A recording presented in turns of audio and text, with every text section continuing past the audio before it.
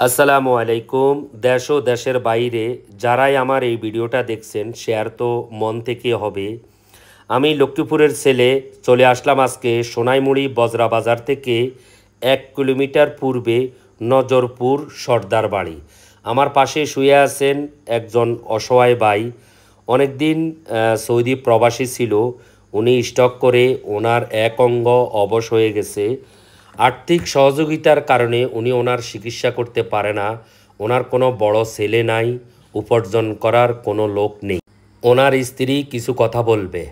আমি অসুস্থ, আমি টাকা পয়সালে কোনো চিকিৎসা করতে পারি না। আপনার কি বড় কোনো ছেলে নাই? বড় কোনো ছেলে নাই, কোনো চিকিৎসা করতে পারি না। জায়গা জমিও নেই, কোনো চিকিৎসা করতে পারি না।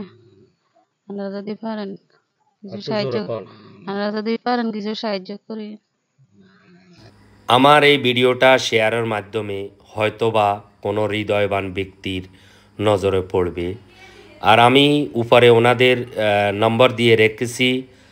যদি কেউ ওনাদের সাথে যোগাযোগ করতে চান, এই নম্বরে যোগাযোগ করবেন। এটা ওনাদের বিকাশ নম্বর। আমি আমার পক্ষ থেকে ওনাদেরকে 2000 টাকা দিয়ে আসলাম।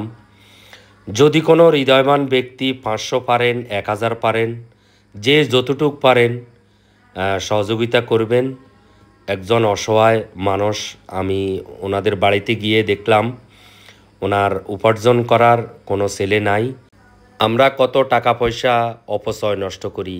আসুন না একটু অসহায় মানুষের পাশে দাঁড়াই। প্রবাসী ভাইয়ের কাছে সহযোগিতা চান।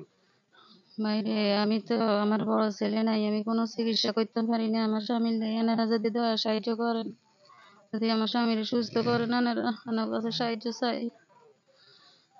আর এই ভিডিওটা সবাই একটু শেয়ার করবেন, হয়তোবা কোনো হৃদয়বান ব্যক্তির নজরে পড়বে, ওনার পাশে এসে দাঁড়াবে। এই অবস্থা কতদিন থেকে? যে 1 বছর এলাকাবাসী কোনো সহযোগিতা করছে? করছে, বন্যার সময় কিছু দিছে, একবার দুইবার নিয়েছিলাম, আর হারিনো নিতে। এখন আর নিতে পারেন না, যে না, মানে বন্যার সময় 2বার নিছেন? যে ও আচ্ছা। কত পেকিন আছে এখানে। তো ধন্যবাদ, সবাই ভালো থাকবেন, এগিয়ে আসবেন সবাই।